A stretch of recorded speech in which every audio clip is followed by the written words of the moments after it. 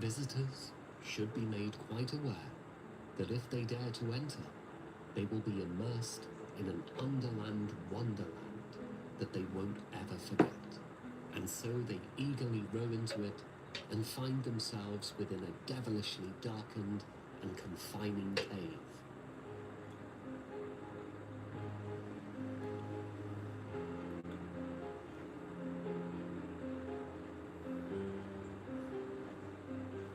At that point, one continues to row, inch by inch, foot by foot, bit by bit, until the cave widens and is illuminated with a pale blue light, in order to create a replica of the Blue Grotto on the island of Capri, off southern Italy.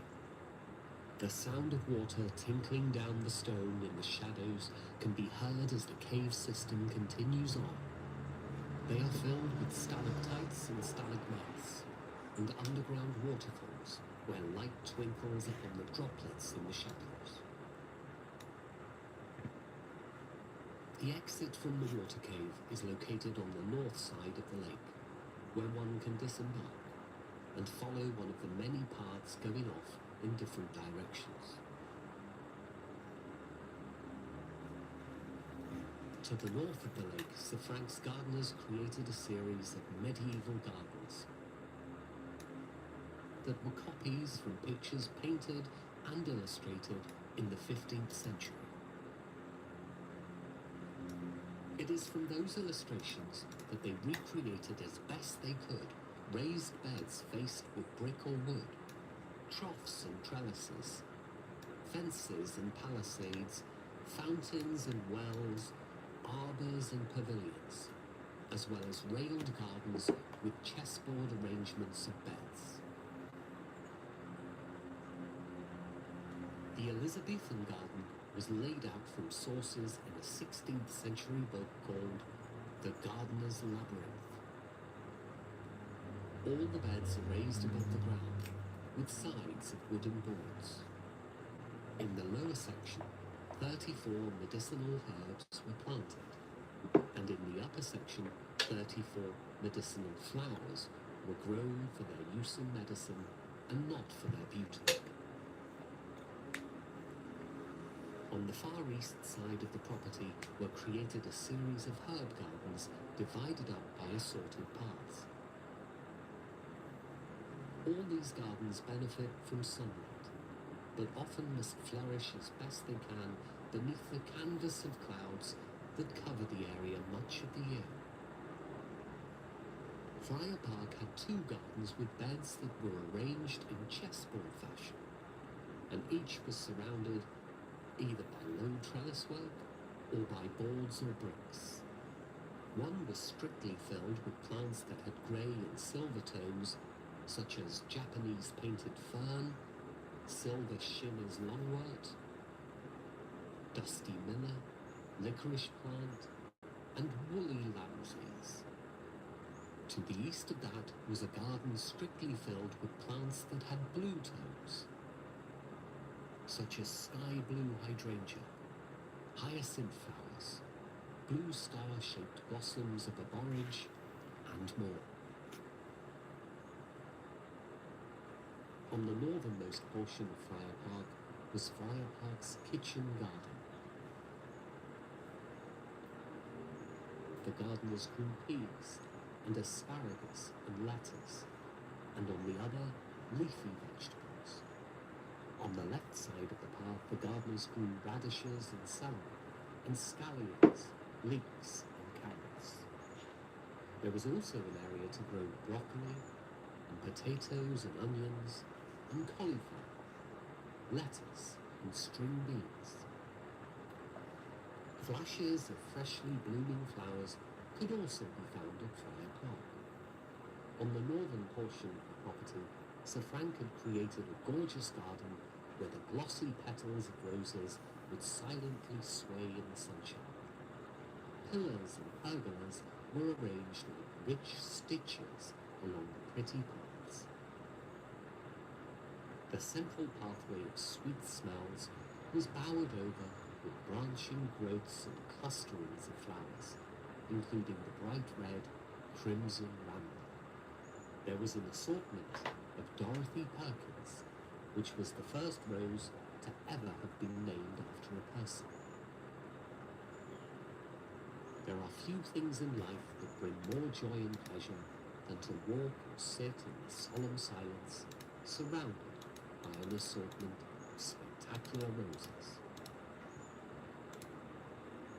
A gentleman of many interests, Sir Frank had one of the largest collections of sundials, some of which dated back to the mid-1600s. He placed them along the paths within what was referred to as a dial garden. At the time of its construction, topiary gardens were out of favour in Victorian England. But that didn't stop Sir Frank from creating an astonishing one for his Museum of Gardens. Replicating the layout of the Labyrinth of Versailles, the dial garden was filled with a large collection of topiary trees, clipped in an endless variety of shapes, such as tea tables, peacocks, presentation cups,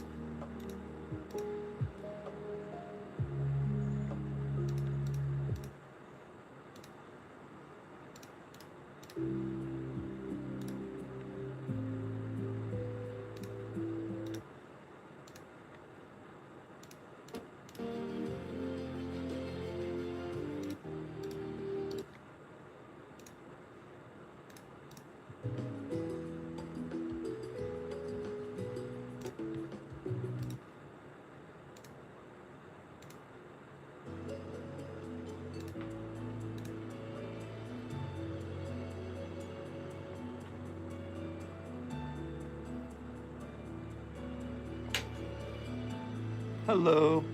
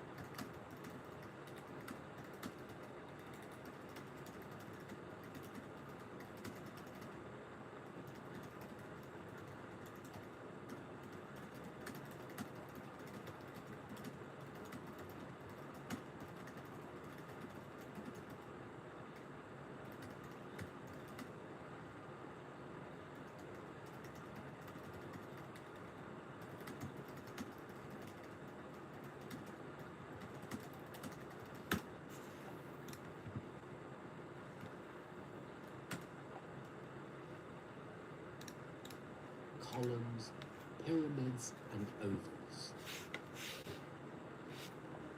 A rhododendron garden was planted on a bank on one side of a dell.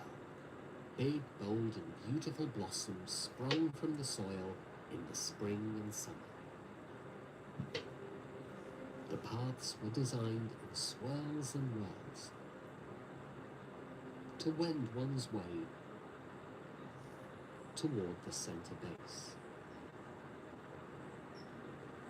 The largest rock garden in England was built at Friar Park.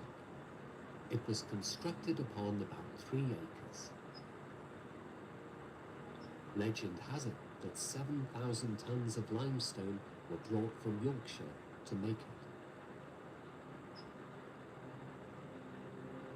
Thousands upon thousands of alpine flowers were planted in pockets between the rocks and filled every chink in the trails. Planted in broad masses amid the rocks are hundreds, if not thousands, of different species, many with glazed green leaves that bloom throughout the year in both the shady and sun-drenched soil. The Alpine Garden has a range in height of nearly 40 feet and is constructed with a combination of real and artificial rocks. One of them weighs 6.5 tons. At the peak of the Alpine Garden was built a faithful reproduction of the Matterhorn. The snow-capped peak was made of pulverized quartz.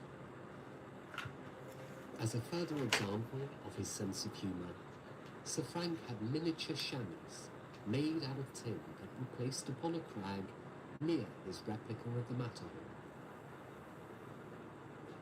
He then placed a telescope at the bottom of the Alpine Garden so viewers could look through it and see the chamois cavorting up on the slopes.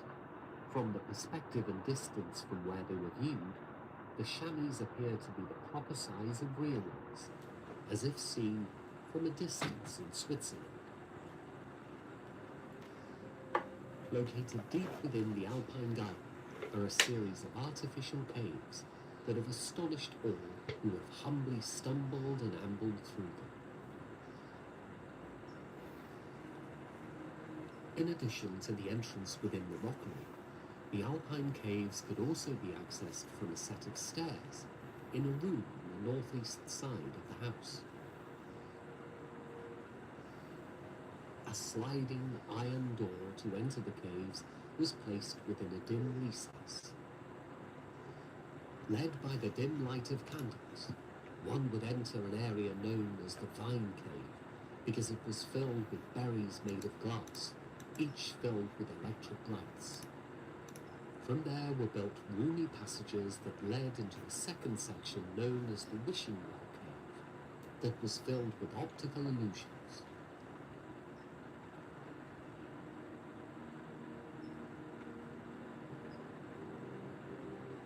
The next section was built up to 12 feet in height and 15 feet in width. Guests would go inside only to be mortified to see that it was filled with a collection of what appeared to be human skeletons. The visitors hoped were not real, and probably weren't, but no one knows for sure. The next section was filled with Sir Frank's legendary collection of German garden gnomes that were arranged in a variety of scenes. Sir Frank had the second largest collection of garden gnomes in all of England. In addition to this cave, he also had them dispersed throughout his gardens.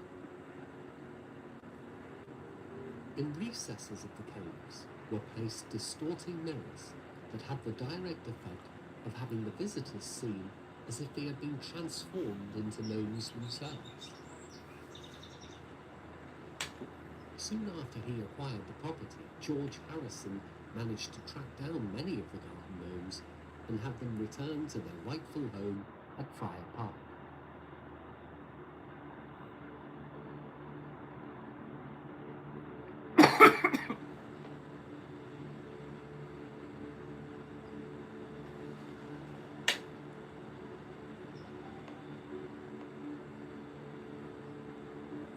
higher up in the Alpine Garden, just beneath the replica of the Matterhorn, was built an artificial ice grotto. It was reproduced from the one at Grindelwald in Switzerland.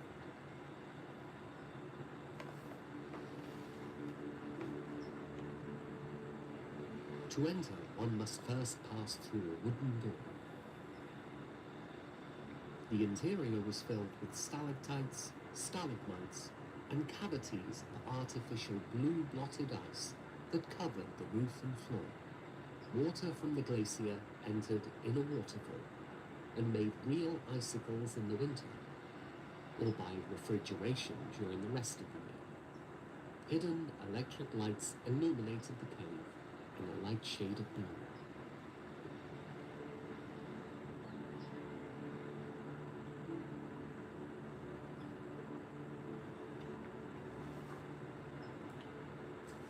At the base of this man-made mountain, Sir Frank had installed a miniature Swiss chalet, where guests could enjoy the scenery from below.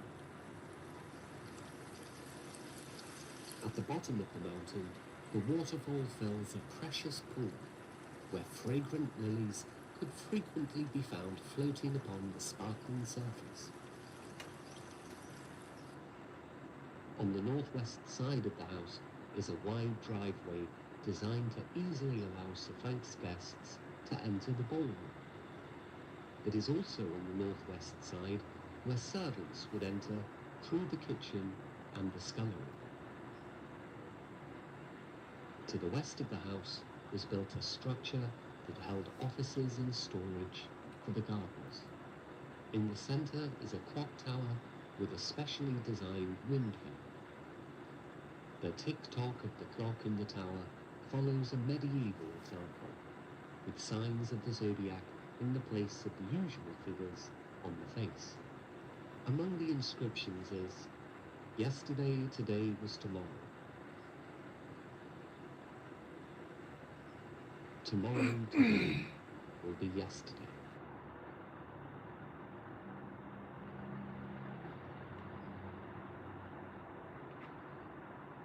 Behind the gardener's lodge was built a walled garden that was designed to grow trees and bushes that produced berries throughout the seasons. To the west of the house, Sir Frank had over a dozen glasshouses, where his gardeners cultivated peaches, orchids, and cretaceous plants, and other decorative and flowering species. Because Sir Frank loved optical illusions and how the human mind perceives objects, he had a great deal of fun growing plants that looked as if they had human-like faces. He also enjoyed bringing guests into one of the glasshouses that was filled with carnivorous plants. It was there where he razzled and dazzled visitors when he would lead them to watch him feed his plants little insects. One of the glass structures included an aquatic house filled with assorted lilies. Another glass house was filled with a sunken fernery. Located along the western perimeter of the property was built a large hedge maze that offered hours of entertainment for guests. On the southwest portion of the property was built a structure known as the Upper Lodge. It was built by Sir Frank for the driver of his horse-drawn carriages, who was proud to be allowed to take care of the other horses on the property. This Upper Lodge has the similar flamboyant Gothic architectural design style as the other lodges. Like the others, the Upper Lodge has multi-cross-gabled rooms, covered in rectangular and fishtail-shaped clay shingles. There is a trio of very tall and thin chimneys that are designed in a symmetrical pattern with coloured cut bricks. A decorative eave moulding runs along the deeply pitched gable roof. The spectacular mansion that Sir Frank built for his family is located at the end of a curved and ascending broad drive.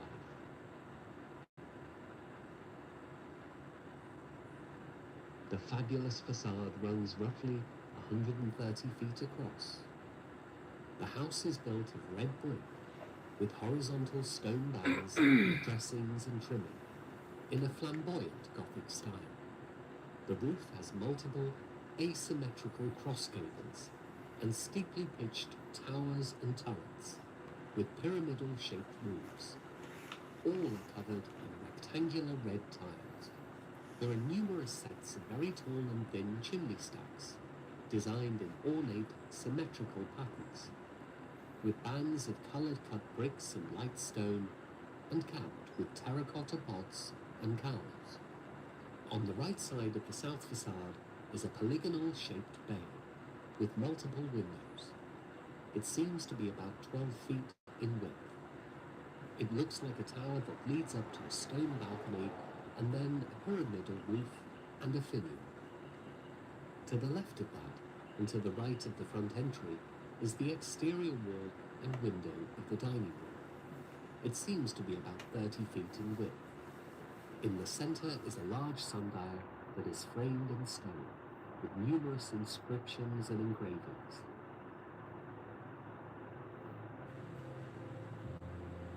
The house's main entry is on the south side, but there are also entry doors on the northwest side for servants and guests. From here could be seen horse chestnut trees, beech trees, oak trees, a large spreading cedar, a sycamore, Scots pine, maritime pine, as well as rhododendron, blackberry, and wild rose bushes. When the house was completed, there were 25 bedrooms, a ballroom, a drawing room, a dining room, a library, a study, a kitchen, a large hall, as well as numerous rooms for servants and storage. The entry to the house is dramatic and theatrical. It begins with a double Tudor-shaped entry of stone below an elaborately carved stone balcony.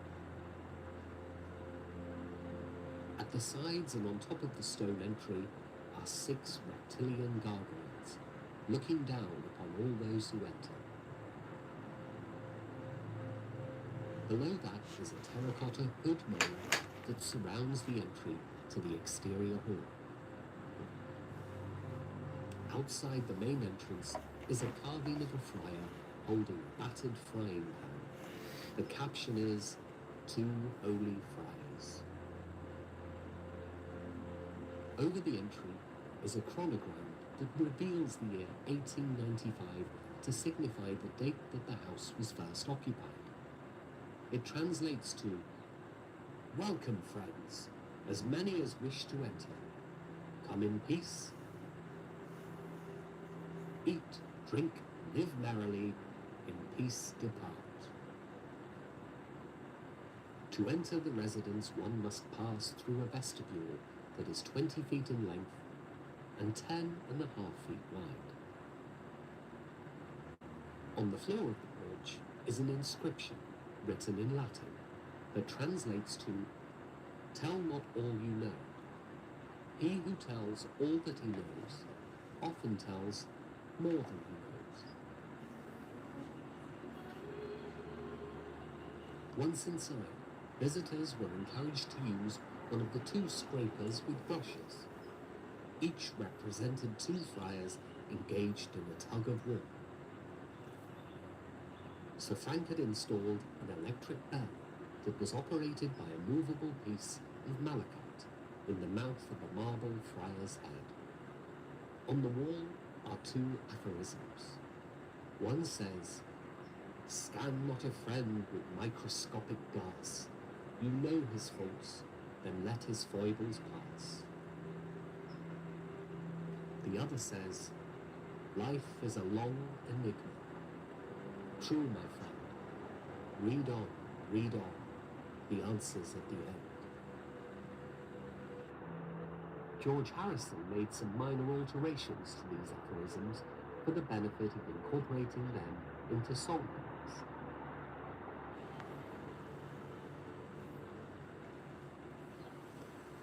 The lavish inner hall is roughly 20 feet in depth and 10 feet wide.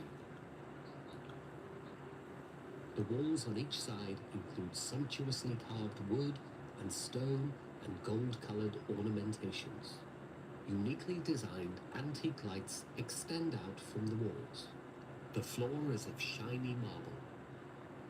Further down is a colourful tiled mosaic that seems way too pretty to step upon. Up ahead are carved double doors. On each side are marble and carved stone columns.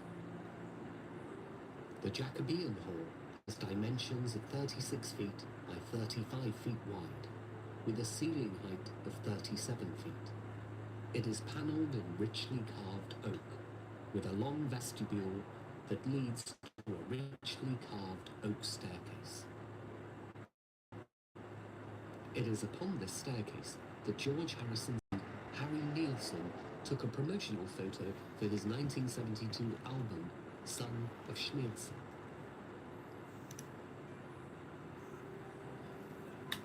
Under the stained glass windows is a 20-foot-high fireplace. On it are two panels which represent the following lines from Tennyson's 1850 poem, Ring Out Wild Bells. They are as follows. Ring out the old, ring in the new, ring out the false, ring in the true. George Harrison was inspired enough by these lines to include them in his 1974 song, Ding Dong, Ding Dong. At the top of the staircase is a gallery on the floor above, with doors to chambers of various sizes.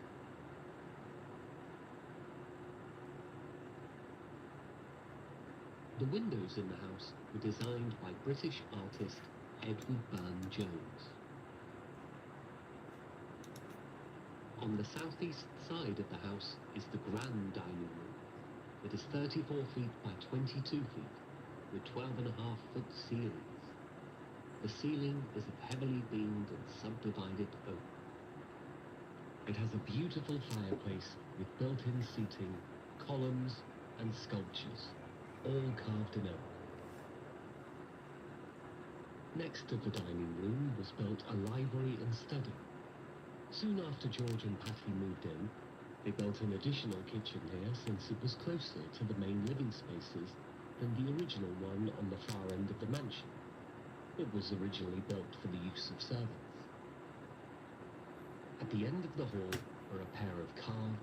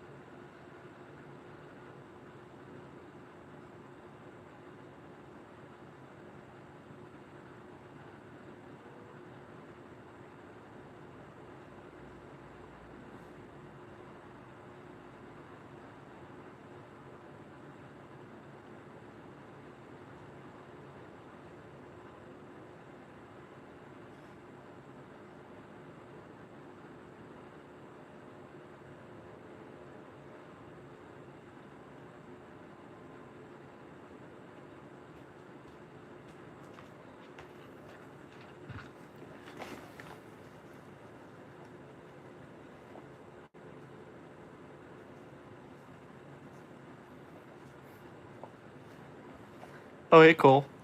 Satin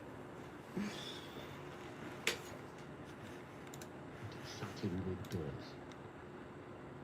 On the other side is a double drawing room. When Friar Park was first built, it was used as the ballroom. The dimensions are 42 feet by 23 feet. There are 3 recesses. The 13-foot high ceilings have been painted like a summer sky, with small fluffy clouds and birds sitting in the branches of honeysuckle. There are also paintings of cherubs. Perhaps few elements of the interior reflected Sir Frank's sense of humour more than the light switches that were designed in the shape of friars' faces, with the light switches being the location of the noses.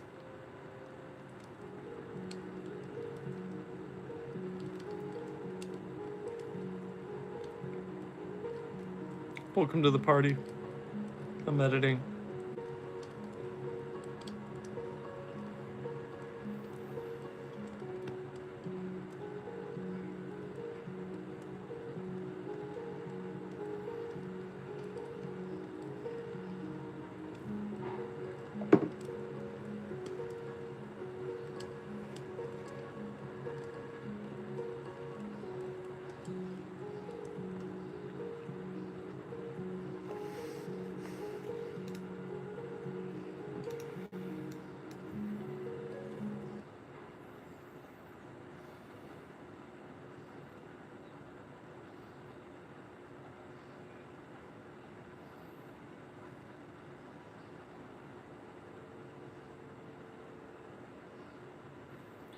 Christopher Nolan loves Blu-rays.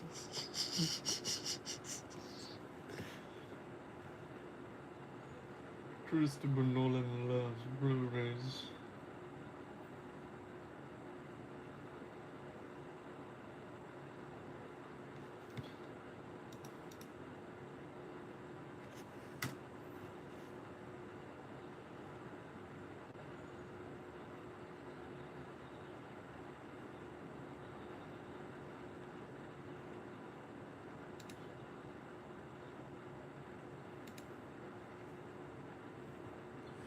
What's going on, guys? Welcome back to another video. Today we are going to explore this abandoned 1970s mansion right there. So we're gonna go through all this growth and stuff to get to this place. It's been abandoned for quite a while now. Look at this, it's like a jungle.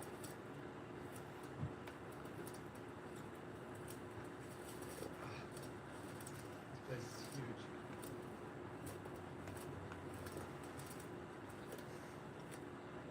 Look at that.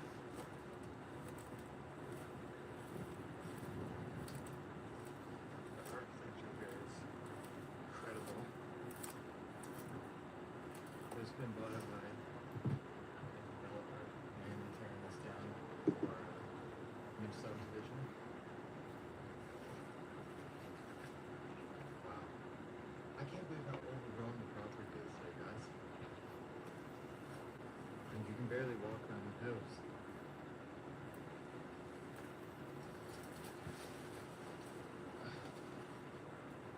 Look at this.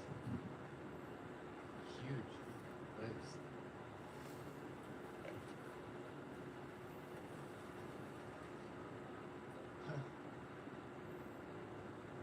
Alright, so here's the deck. You gotta be careful. This is all rotted out. You can try to walk on the beams. This is pretty cool. Nice view. This house is massive. There's an indoor pool and everything.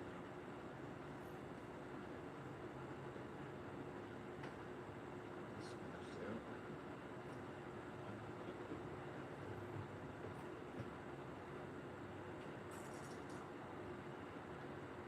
Look at that. That looks like it goes into the pool, so we'll obviously check that out from inside. See if we can make our way around to the back.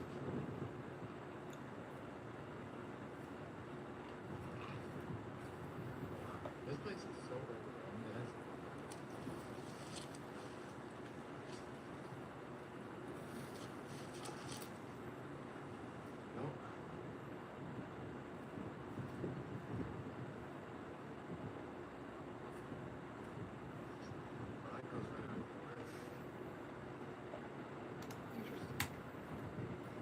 So yeah, this is the back. It's kind of built on a hill. So view well is good. I built the roof. Pretty interesting. And then I believe, yeah, that's the front door right there. So I can't see the upstairs. Pretty hidden.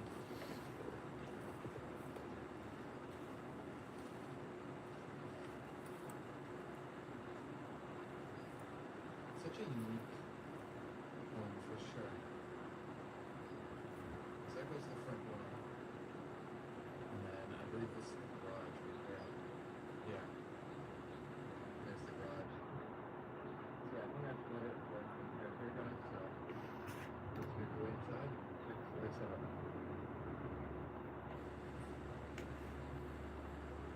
Alright guys, so we've made our way inside the front door right here. So I've got a really, really cool spot to check out today. Architecture here is amazing. So this place was built in the 70s, and unfortunately it's been bought out for redevelopment. So this place is going to be demolished very shortly. So as you guys can see, this place is just wide open. The plywood's ripped right off the front door. It doesn't seem like they really care about this place anymore.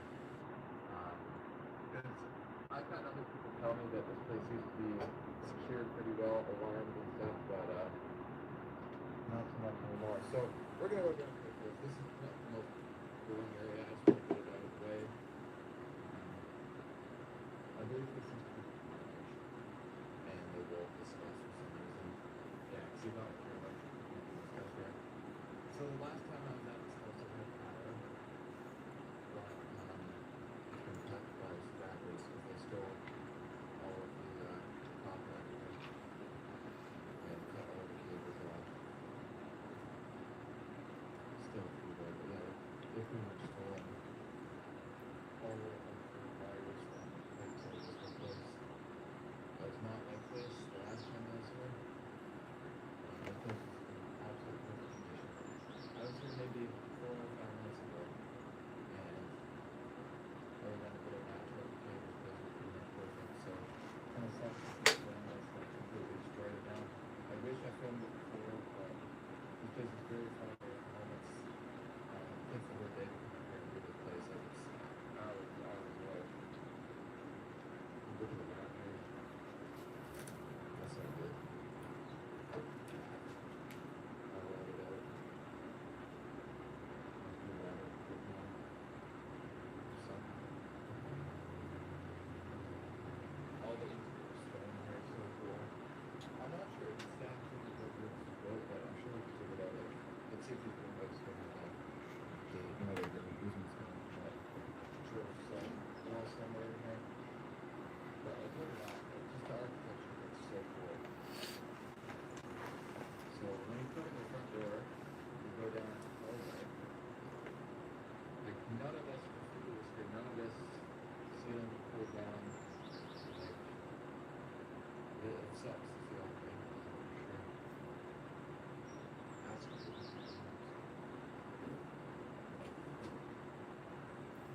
Awesome.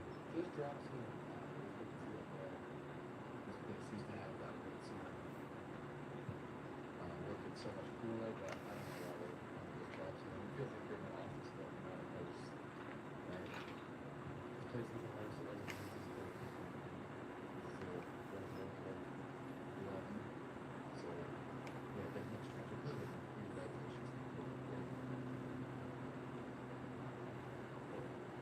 And yeah, it does drop ceiling. It's always pouring out because people ripped it down to steal all the copper pipes out of there.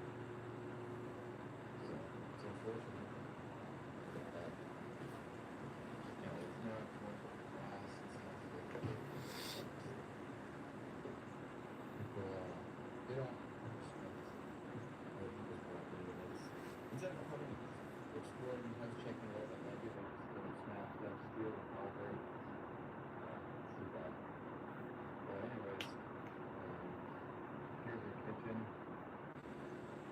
Look at that, even in this pan, that all the copper is gone. Just crazy. There's the microwave there, ovens pulled out. And that door there goes outside. I bet there was either an intercom or an alarm. Look at the original wallpaper, guys. This kitchen is so cool. The whole kitchen has that wallpaper. Unfortunately, they come with more model stuff over the top. The kitchen's probably from the earliest back our guests. Very small kitchen.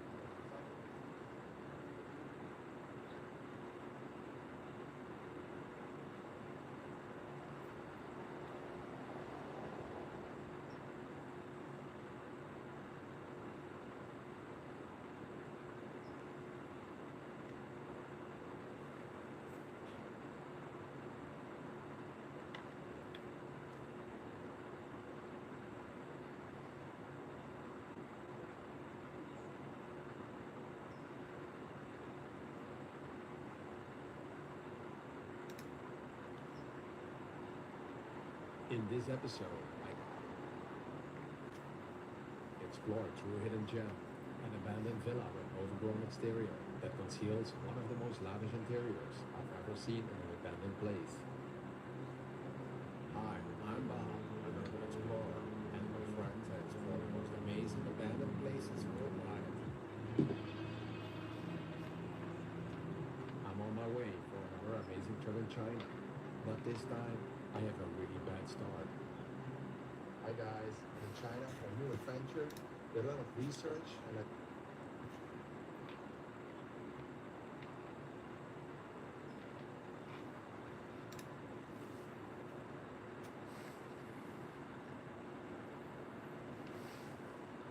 Hi, Jason Bateman here.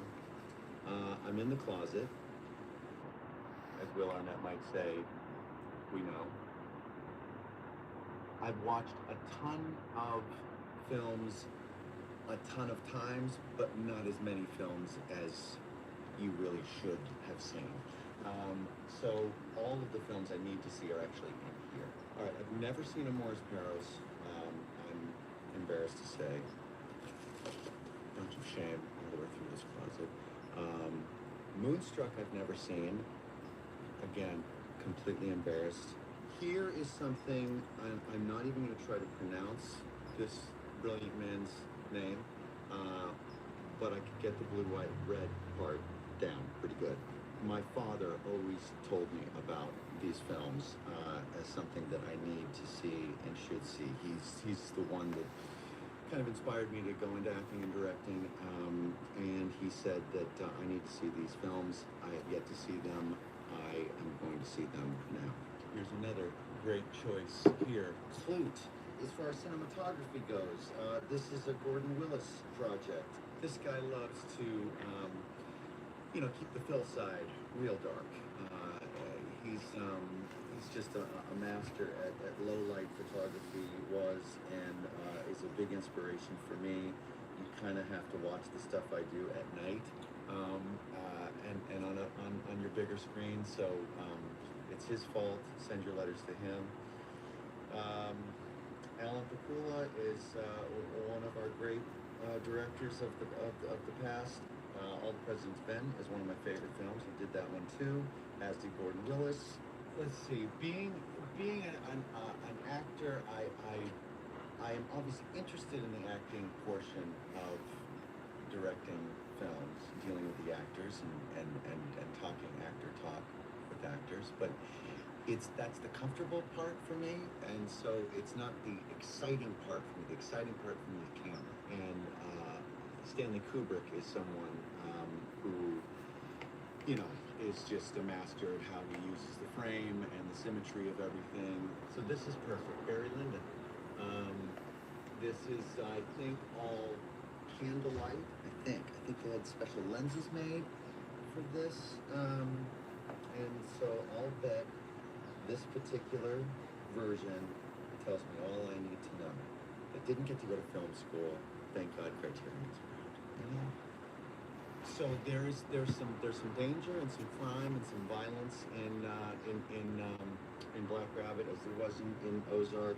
I really there's a way that Europeans film violence and danger that I admire. I haven't seen enough of it, and so I'm imagining that some of that is in here. Funny Games I have heard of as something that does it real well in a way that is a bit life-scarring. Michael Haneke. Apparently there's nothing funny about this, as you can tell by the nice poster here. What else is lighter? Something to sort of bathe myself a bit in after the violence that I'm going to go through here. Not Train Spotting. Seen that. That's not a shower. Being there. Here's something. Hal Ashby, Peter Sellers. You can't go wrong. I haven't seen this forever.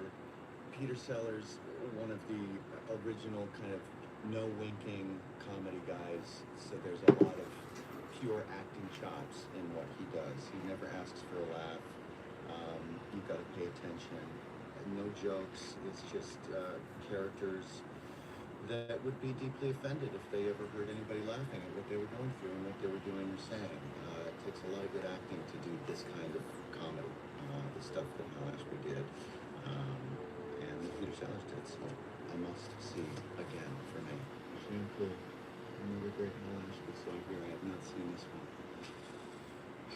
I've got a lot of work to do. I'm going to be an old man by the time I'm educated in film, and then dead and unable to direct any more movies. But at least I'll be smarter. Thank you for hearing me.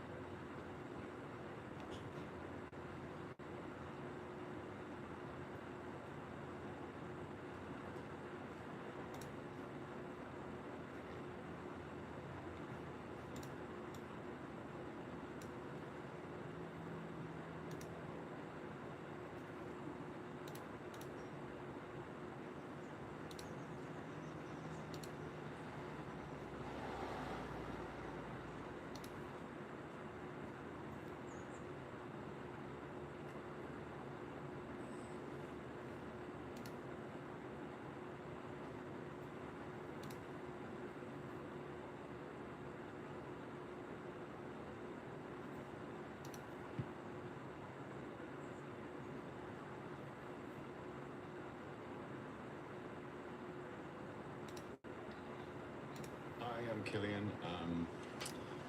It is an absolute treat to be in this tiny little room full of incredible films.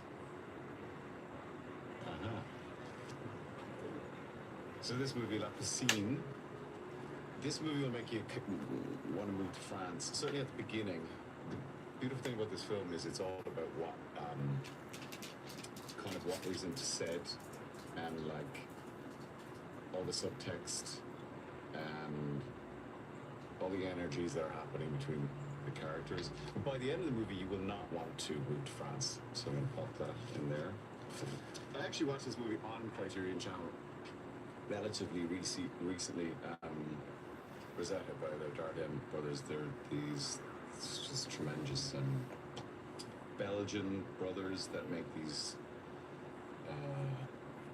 beautiful, compassionate film about, I guess, real life. And this is a film about a young girl who's living in like a caravan park, and her mum's an alcoholic, and she's just trying to hold everything together. And she eventually gets a job, like working in a waffle stall. And it sounds so tiny, the story, but it's actually huge in its themes. It'll make you cry. It's exactly my type of film. Very sad, actually.